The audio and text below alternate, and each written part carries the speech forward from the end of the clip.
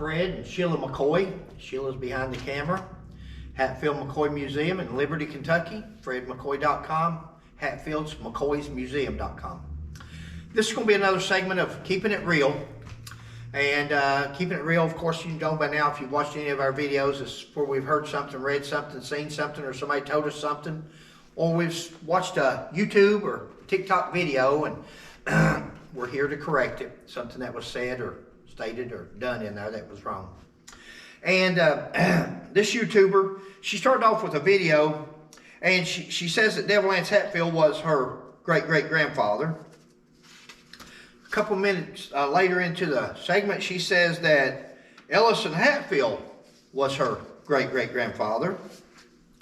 And then she's talking about the McCoy boys been shot, tied to the Paw Paw trees and shot. And she says they were blindfolded.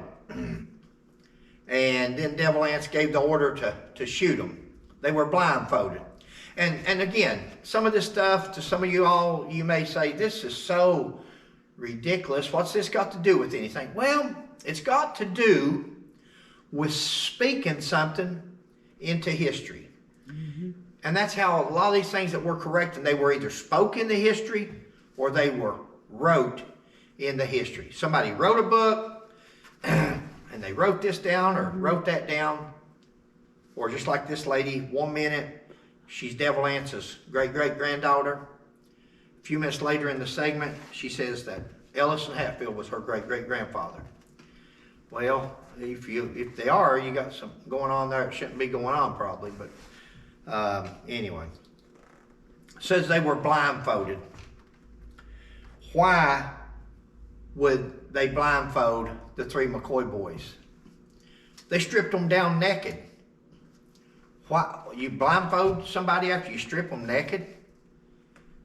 Why blindfold them? They knew who was on the firing line. They just brought them from West Virginia in a posse, more or less. They knew who was there. Why would they blindfold them so they couldn't see who shot them?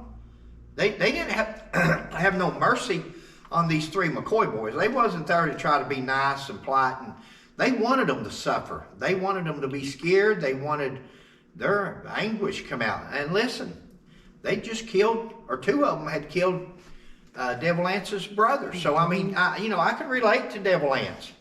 I can relate to Cap and Johnsy, Jim Vance. That's their relation that was just stabbed and shot at the park. Now, was some of it Ellison's own fault? Of course. But it was also the McCoy boys. But the bottom line to this segment of Keeping It Real is these boys were never blindfolded. They were never shown no mercy. It was just a matter of shooting them and getting it over with and punishing them and showing them that you're not going to do this to the West Virginia Hatfields. And that's okay. They made their mark. Now, it cost him the rest of Devil Anse's life. He had to run and hide and had warrants on him the rest of his life and never was brought to justice. But the bottom line is there was never, I don't know who her real great-great-grandfather is. I couldn't tell you. But when you hear stories like that and they start off and they don't know who their relation is or it's everybody, then be leery. But there was never any blindfolds. That's the first time. This is 2023 and that video was made a couple weeks ago, so that's what you call spoken in the history. Thank you. Catch you next time. Please like and subscribe. Thank you.